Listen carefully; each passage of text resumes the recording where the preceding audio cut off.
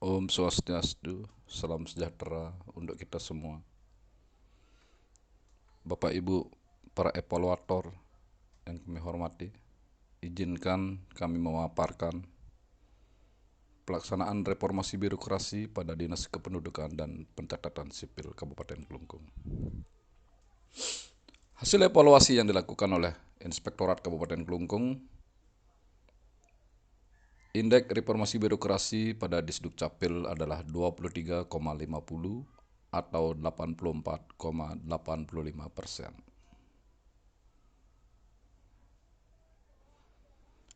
Dari evaluasi tersebut, Inspektorat memberikan beberapa rekomendasi, di antaranya pada manajemen perubahan terkait dengan rencana kerja. Hal itu sudah kami tindak lanjuti. Kemudian pada penataan peraturan perundang-undangan juga sudah kami tindak lanjuti dengan identifikasi dan pengajuan 2 buah ranperbub. Pada tata laksana juga sudah kami tindak lanjuti dengan penayangan informasi di website. Pada penataan sistem manajemen, rekomendasi yang sudah kami tindak lanjuti berupa identifikasi kebutuhan diklat, pengembangan atau diklat internal sudah kami lakukan.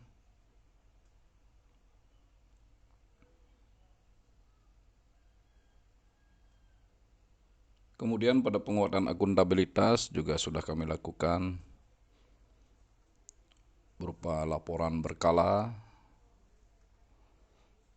pengajuan staf untuk diklat,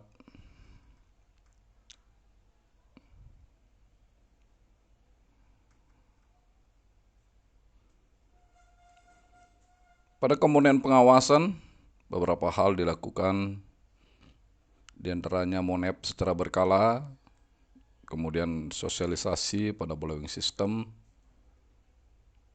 dan yang terpenting adalah tindak lanjut dari hasil monep secara berkala tersebut. Pada pelayanan publik, kita lakukan pelatihan karakter building, pemberian penghargaan, dan monitoring secara berkala.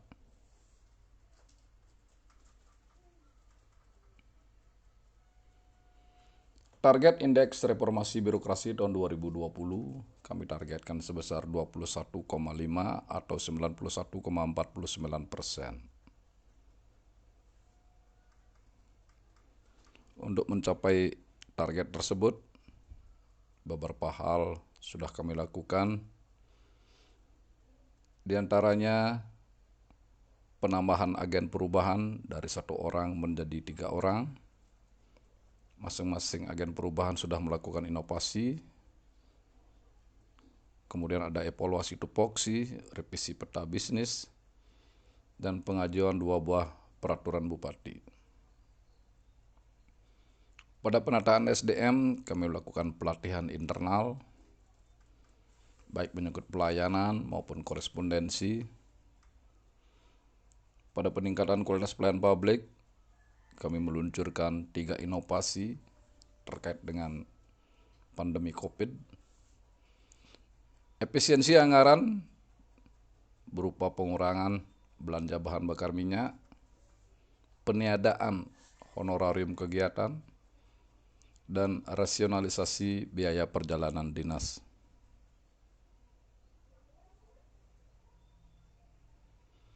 Kemudian kami melakukan refocusing anggaran selama pandemi COVID ini. Biaya perjalanan dinas dan pemeliharaan kendaraan kita alihkan untuk biaya penanganan COVID.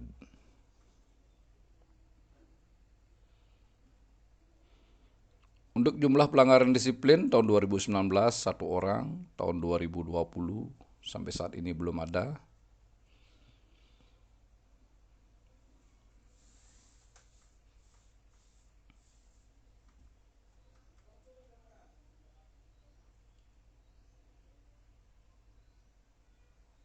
Kemudian peraturan yang tidak harmonis setelah dilakukan evaluasi ternyata tidak ada peraturan daerah maupun peraturan bupati yang bertentangan dengan peraturan atasan.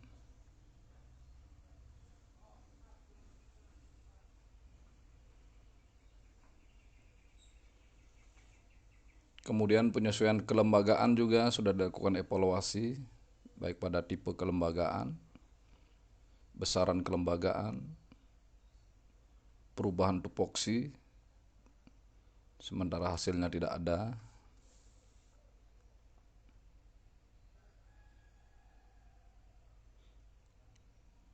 Laporan harta kekayaan pejabat negara pada Disduk Capil hanya 1 orang yang melaporkan, yaitu kepala dinas saja. Dan ini sudah dilakukan setiap tahun secara reguler.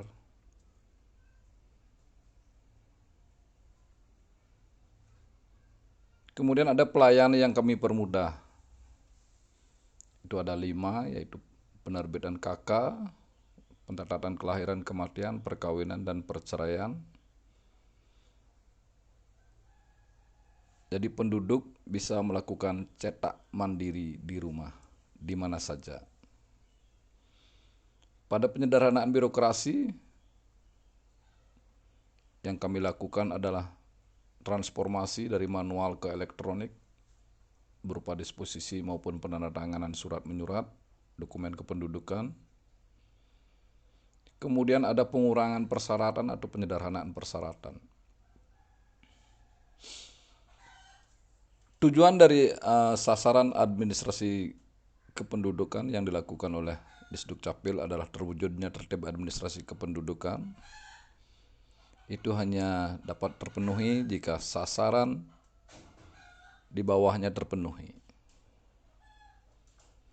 Untuk melakukan itu, kami menelurkan beberapa inovasi. Di antaranya ada 21 inovasi yang kami luncurkan.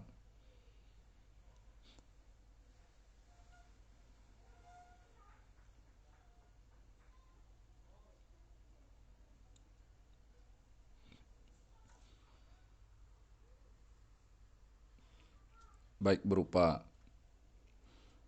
persyaratan, prosedur, pengiriman, maupun pada penggunaan data kependudukan. Kemudian selama pandemi COVID ini kami melakukan beberapa perubahan strategi,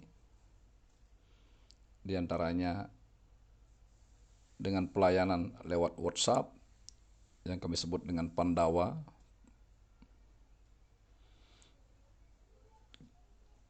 Selain itu kami juga menerapkan protokol kesehatan pada tatanan kehidupan era baru yang kami singkat menjadi C4PIL, yaitu penggunaan masker atau cadar, pengecekan suhu, penyediaan fasilitas cuci tangan, pengaturan jarak, dan penyemprotan disinfektan.